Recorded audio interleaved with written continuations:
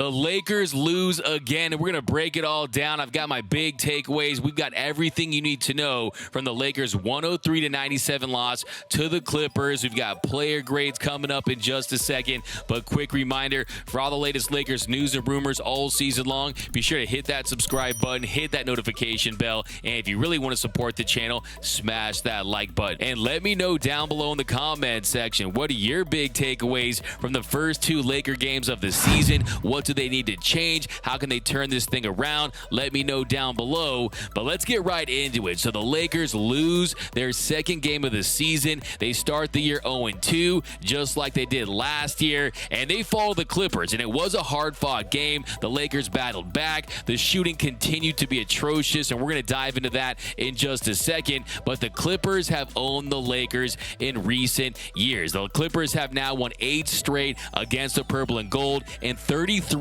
of the last 40 games. So that's some serious ownage there by the Clippers. Now, do they run LA? Absolutely not. You got to hang at least, I don't know, 15 banners to even start that conversation. But still, the Lakers just couldn't get it done. And my first big takeaway was the Lakers continue to struggle from beyond the arc. The shooting is the most glaring weakness for the Lakers. And the first two games, they just haven't been able to find a rhythm. They haven't been able to consistently knock down shots with any regularity to give themselves a chance to win games. The Lakers shot 9 for 45 from beyond the arc tonight for 20%. They shot 35.1% from the field, and just there's no efficiency. And on top of that, the volume is bad. Look, when you lose a game by 6 points and you consider the fact you shot 9 for 45 from 3, maybe you just don't shoot as many 3-point shots. And yes, they are baiting the Lakers into taking these shots. And yes, there are a lot of good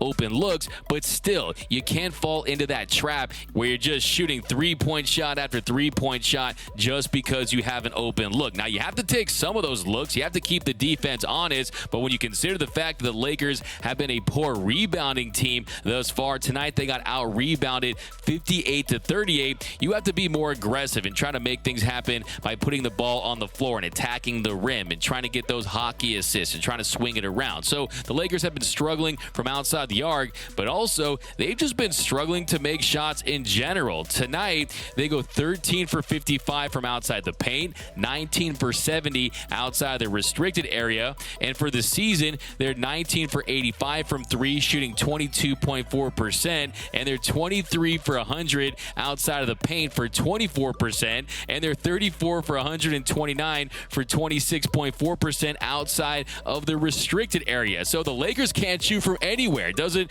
matter if it's from downtown or in the suburbs or whatever. The Lakers are building a mansion in Bel Air with the amount of bricks that they've been shooting so far this season. And on top of that, the Lakers guards, they were just flat out atrocious tonight. They were abysmal. Kendrick Nunn, Patrick Beverley, and Russell Westbrook.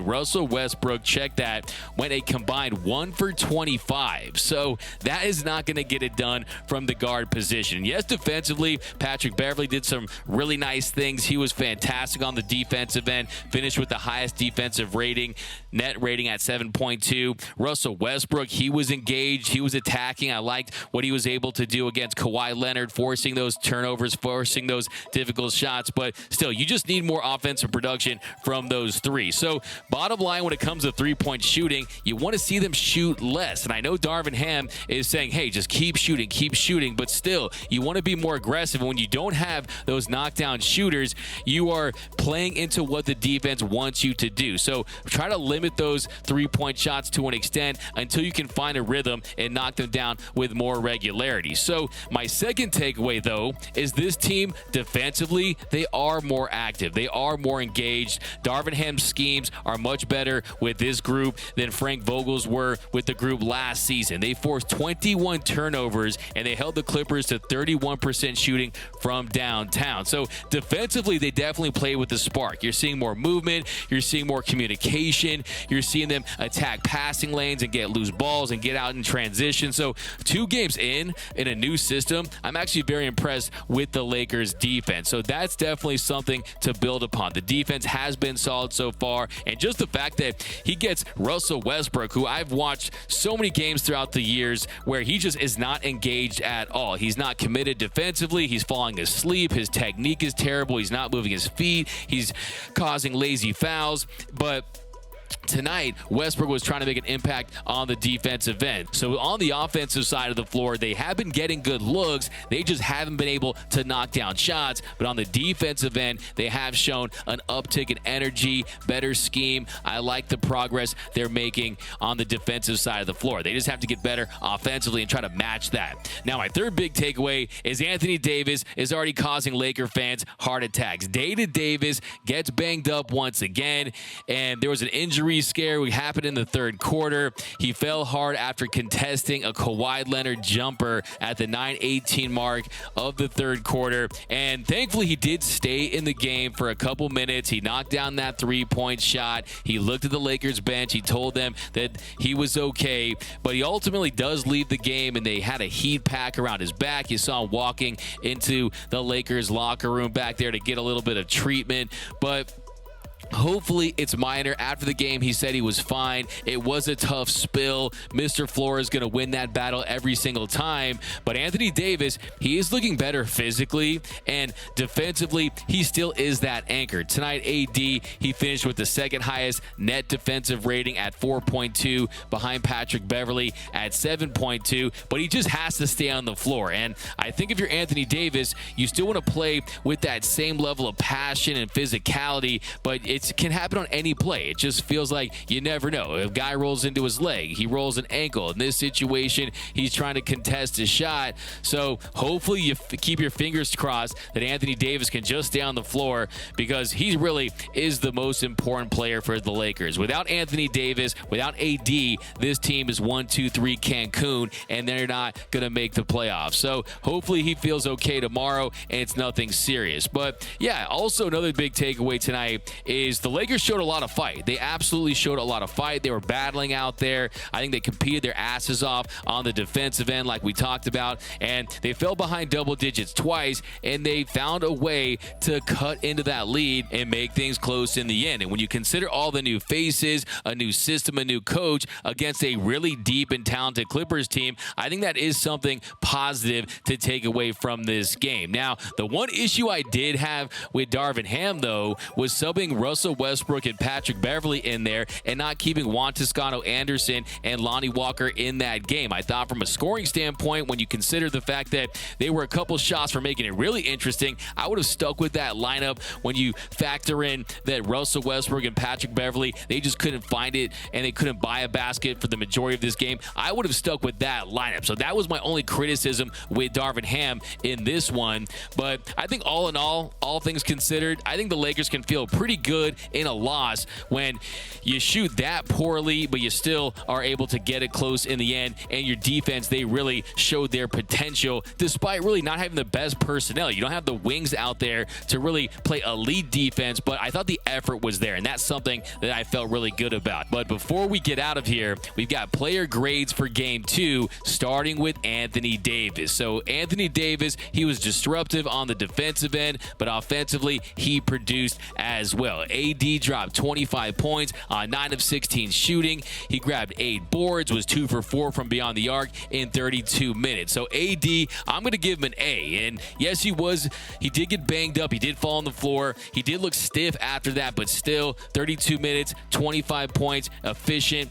When he's on the floor, he's still an elite player. And then there was Russell Westbrook, and Russ definitely struggled on the offensive end. He scored 2 points in 27 minutes. Those 2 points were 2 made free throws. So he didn't even make a field goal tonight. He shot 0 for 11, including 6 3-pointers. Look, I don't care if Russell Westbrook is playing a JV squad from Santa Monica. He should not be shooting 6 3-pointers under any circumstances. And you can just feel that collective cringe at the crib. Anytime he's wide open for a 3-point shot, no one wants him to shoot it. They're begging him not to shoot it, and he still shoots it. So yes, he can make an occasional 3-point shot, shot, and yes, he is getting wide open looks, but still, you can't just shoot and brick the way he has been. It was Westbrook tonight on the offensive end, but defensively, he was more engaged. His defense on Kawhi Leonard was very impressive. Defensively, he came up with 5 steals, so 5 steals for Russell Westbrook, so that definitely is a step in the right direction. And then he also had 4 assists. You saw some nice two-man games, some nice rim run action with him and Anthony Davis, so he still is able to get some assists after just having 1 last game, so that definitely is an improvement. But offensively, that's just an unacceptable performance, and it's very tough to watch him go out there and struggle from the field. So I definitely think moving forward, they have to find a way to stagger his minutes with LeBron James as much as possible. You can still include him in the starting lineup and stagger their minutes. If you study what they did with Harden and Russ a few years ago, it can be done, but of course we know the ideal situation would be for Russell Westbrook to be coming off the bench. Now, would he be willing to do that? Would he embrace that role? That's a whole nother story, especially after the fact that a couple days ago he said that coming off the bench contributed to that hamstring injury. So I think that was very telling about his buy-in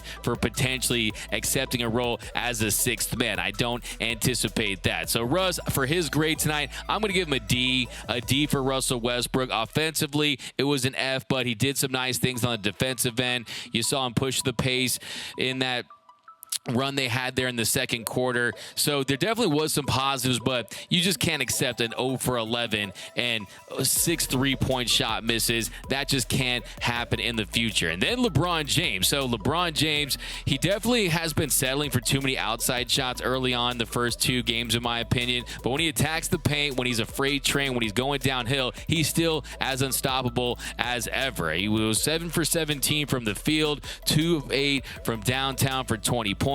He had 10 boards and 6 assists. So I want to see LeBron attack more. I mean, you saw the dunk he had where he's well above the rim. He still has that athleticism. I'm a little sick of those Father Time commercials, but I think at this point, Father Time hasn't completely caught up to LeBron James, who turns 38 in December. So for King James, I'll give him a B. You want to see him be more efficient. You want to see him settle for less 3-point shots. But all in all, I think that he's still working his way into this season, and that is to be expected when you consider his advanced age for an NBA player. Then there's Patrick Beverley. So Pat Bev goes 1 for 7 from the field, 1 for 6 from 3-point land. He had 2 steals and 2 blocks, but defensively, he finished with the highest defensive net rating at 7.2. Leadership, he was bringing that tonight. I like what he does as a motivator. He's one of those guys where you hate him when you're going against him, but you love him when he's wearing your team's jersey. So as long as he finds a way to be more efficient and knock down some more shots, which he has throughout his career, he's definitely going to be an asset for the Lakers. And then there's Lonnie Walker. So my biggest takeaway as far as a surprise and something to feel good about is Lonnie Walker's performance tonight. He goes 9 for 21 from the field. He goes 2 of 9 from downtown. And I just love how slippery he is in the paint. He's able to attack the rim and get inside some of those clogged paints that we've seen. And if they're going to continue to pack the paint against the Lakers, they're going to need a Lonnie Walker to get in there and try to make some baskets, because he definitely attacks the paint pretty much better than anyone not named LeBron James on this team so far this season. So I definitely was impressed with him tonight. I thought that when the half-court offense was stuck, he really found a way to manufacture some offense. And also, I thought he was great in transition in spurts. So for Lonnie Walker, consider the role they have for him, I definitely give him an A. It feels like he's this year's Malik Monk, call him Malik Monk 2.0. So definitely feel good about Lonnie Walker. And then there's Kendrick Nunn. So Kendrick Nunn, he missed all 7 of his shots, including 4 from beyond the arc. How many shots did Kendrick Nunn make tonight? None. They need more from him. He was pretty good in the first game, but tonight he just couldn't find it offensively. Like I said, Russ, Beverley, and Nunn combined to go 1 for 25. That is just not enough offense from your guard spot. So Nunn, I hate to do this to you, but you're getting an F for Kendrick Nunn tonight. It was a fail for him, and hopefully he can bounce back and turn things around. And then there's Juan Toscano Anderson. JTA, I think defensively, he's so engaged, he's so active, and the defense at times was very impressive. He ends up scoring 8 points in 22 minutes. He grabbed 4 rebounds. He had 3 assists. So I think that he could definitely be a role player that this Lakers team can trust. He provides that emotional spark. He's versatile. So I definitely give him a B. I think JTA deserves a B for tonight. And then there's Austin Reeves. So Austin Reeves, he was a real breakout star for the Lakers last season, a breakout role player star, not a star by any means, but a guy that